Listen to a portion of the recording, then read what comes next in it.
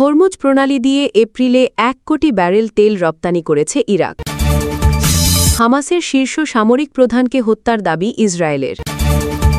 ট্রাম্পের হুঁশিয়ারি উড়িয়ে তাইওয়ানের পাল্টা ঘোষণা, আমরা স্বাধীন।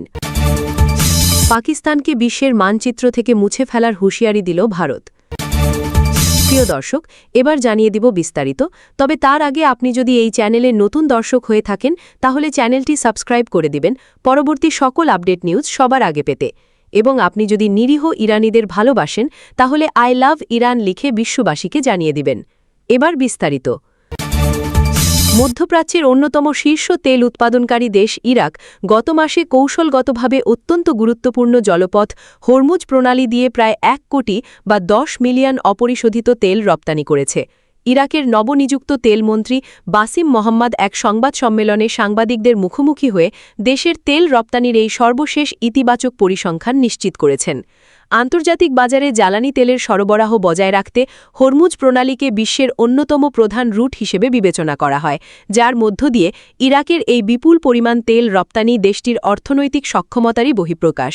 সংবাদ সম্মেলনে দেশের জ্বালানি খাতের ভবিষ্যৎ রূপরেখা তুলে ধরে তেলমন্ত্রী বলেন, ইরাক তার তেল উৎপাদন এবং রপ্তানি সক্ষমতা আরও বাড়ানোর জন্য রপ্তানিকারক দেশগুলির সংস্থা ওপেকের সঙ্গে আলোচনা এবং সম্পৃক্ততা বৃদ্ধির পরিকল্পনা করছে। বিশ্ববাজারে ইরাকের অংশীদারিত্ব বাড়াতে ওপেক প্লাস জোটের নীতিমালার সঙ্গে সমন্বয় রেখে এই প্রক্রিয়া এগিয়ে নেওয়া হবে। একই সঙ্গে তিনি জানান, বাগদাদ বর্তমানে দৈনিক তেল উৎপাদনের ক্ষমতা ৫ লাখ বা ৫ মিলিয়নে উন্নীত করার একটি বড় লক্ষ্যমাত্রা নির্ধারণ করেছে, যা দেশের অর্থনীতিকে আরও শক্তিশালী করতে গুরুত্বপূর্ণ ভূমিকা রাখবে। সূত্র আল জাজিরা। মার্কিন যুক্তরাষ্ট্রের মধ্যস্থতায় গাজায় একটি ভঙ্গুর যুদ্ধবিরতি চললেও গাজা সিটিতে এক বিধ্বংসী বিমান হামলা চালিয়ে হামাসের সবচেয়ে জ্যেষ্ঠ সামরিক নেতা ইজ আল হাদাদকে হত্যা করেছে ইসরায়েল।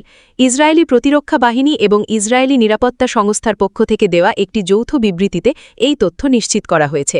শুক্রবার বিকালের এই হামলায় নারী ও শিশুসহ অ্যাটলাস্ট ৭ জন নিহত এবং ৫০ জনেরও বেশি মানুষ আহত হয়েছেন বলে গাজার জরুরি পরিষেবা বিভাগ জানিয়েছে। ইসরায়েলি মার্কিন বাহিনী পরবর্তীতে স্পষ্ট করে যে একটি সুনির্দিষ্ট ও নিখুঁত হামলার মাধ্যমে আল হাদাদকে লক্ষ্যবস্তু করা হয়েছিল। রয়টার্স জানায়, শনিবার ১৬ মে নর্থ গাজার মসজিদগুলো থেকেও আল হাদাদের মৃত্যুর খবর ঘোষণা করা হয়েছে, তবে হামাসের পক্ষ থেকে এখনও পর্যন্ত কোনো আনুষ্ঠানিক মন্তব্য করা হয়নি। ইসরায়েলের পক্ষ থেকে আল হাদাদের বিরুদ্ধে ২০২৩ সালের ৭ অক্টোবরের নজিরবিহীন হামলার অন্যতম প্রধান পরিকল্পনাকারী এবং পরবর্তীতে জিম্মিদের আটকে রাখার পেছনে মূল ভূমিকা পালন করার পেছনে আল হাদাদকে দায়ী করা হয়েছে। একই সঙ্গে হামাসকে নিরস্ত্র করা এবং গাজা উপত্যকাকে সামরিক মুক্ত করার লক্ষ্যে মার্কিন প্রেসিডেন্ট ডোনাল্ড ট্রাম্পের নেতৃত্বাধীন চুক্তি বাস্তবায়নে অস্বীকার করার জন্য তাকে দায়ী করা হয়েছে। যুক্তরাষ্ট্রের প্রেসিডেন্ট ডোনাল্ড ট্রাম্পের হুঁশিয়ারির কয়েক ঘণ্টার মাথায় তাইওয়ান নিজেদেরকে স্বাধীন রাষ্ট্র হিসেবে ঘোষণা করেছে। এর আগে মার্কিন প্রেসিডেন্ট ট্রাম্প একটি সতর্কবার্তায় গণতান্ত্রিক এই দ্বীপটিকে আনুষ্ঠানিকভাবে স্বাধীনতা ঘোষণা করা থেকে বিরত থাকার আহ্বান জানিয়েছিলেন। তাইওয়ানের পররাষ্ট্র মন্ত্রণালয় একটি বিবৃতিতে জানিয়েছে, তাইওয়ান একটি সার্বভৌম ও স্বাধীন গণতান্ত্রিক রাষ্ট্র এবং এটি গণপ্রজাতন্ত্রী চীনের অধীনস্থ নয়।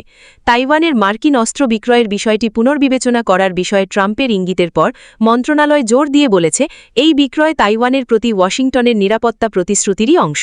বিবৃতিতে আরও বলা হয়, তাইওয়ান যুক্তরাষ্ট্রের মধ্যকার অস্ত্র বিক্রয়ের বিষয়টি কেবল তাইওয়ান রিলেশনস অ্যাক্টেই স্পষ্টভাবে উল্লেখিত একটি মার্কিন নিরাপত্তা প্রতিশ্রুতিই নয়, বরং এটি একটি আঞ্চলিক হুমকির বিরুদ্ধে যৌথ প্রতিরোধ ব্যবস্থা। পাকিস্তান যদি সন্ত্রাসবাদীদের আশ্রয় দেওয়া এবং ভারত বিরোধী কার্যক্রম অব্যাহত রাখে তাহলে দেশটিকে মানচিত্র থেকে মুছে ফেলার প্রচ্ছন্ন হুঁশিয়ারি দিয়েছেন ভারতের সেনাপ্রধান জেনারেল উপেন্দ্র দ্বিবেদী। শনিবার দিল্লির মানেকশা সেন্টারে ইউনিফর্ম আনভেইলড আয়োজিত সেনা সংবাদ নামক একটি ইন্টারঅ্যাক্টিভ অধিবেশনে বক্তব্য রাখার সময় তিনি এই কড়া হুঁশিয়ারি দেন। অনুষ্ঠানে সেনাপ্রধানকে জানতে চাওয়া হয়েছিল, গত বছর সংঘটিত অপারেশন সিন্দুরের মতো পরিস্থিতি যদি আবারও তৈরি হয় তাহলে ভারতীয় সেনাবাহিনী কিভাবে জবাব দেবে। জবাবে জেনারেল দ্বিবেদী স্পষ্ট ভাষায় বলেন, আমি এর আগেও যা বলেছি যদি আপনারা শুনে থাকেন তাহলে সন্ত্রাসবাদীদের আশ্রয় দেওয়া এবং ভারত বিরোধী কার্যক্রম যদি তারা অব্যাহত রাখে তাহলে তারা বিশ্বের মানচিত্রে ভূগোলের অংশ হিসেবে টিকে থাকবে নাকি কেবল ইতিহাসের পাতায় স্থান পাবে সেই সিদ্ধান্ত তাদের নিজেদেরই নিতে হবে। জেনারেল দ্বিবেদীর এই মন্তব্যটি এমন এক সময় এলো যার কিছুদিন আগেই ভারত এবং তার সামরিক বাহিনী অপারেশন সিন্দুরের প্রথম বার্ষিকী উদযাপন করেছে। গত বছর ৭ই মে পেহেলগাম হামলার জেরে ভারতীয় বাহিনী পাকিস্তান এবং পাকিস্তান অধিকৃত কাশ্মীরে একাধিক অবকাঠামো লক্ষ্যে বিধ্বংসী আক্রমণ চালায়, যা মূলত অপারেশন সিন্দুর নামে পরিচিত। পরবর্তী সময়ে পাকিস্তানও ভারতের বিরুদ্ধে পাল্টা আক্রমণ চালানোর চেষ্টা করেছিল, তবে ভারতের জোরালো প্রতিরোধকমূলক ব্যবস্থা এই অভিযানের আওতায় পরিচালিত হয়। পারমাণবিক অস্ত্রধারী দুই প্রতিবেশী দেশের মধ্যে প্রায় ৮৮ ঘণ্টা ধরে চলা এই তীব্র সামরিক উত্তেজনা শেষ পর্যন্ত 10 মে সন্ধ্যায় উভয় পক্ষের একটি সমঝোতার মাধ্যমে শান্ত হয়। সূত্র NDTV।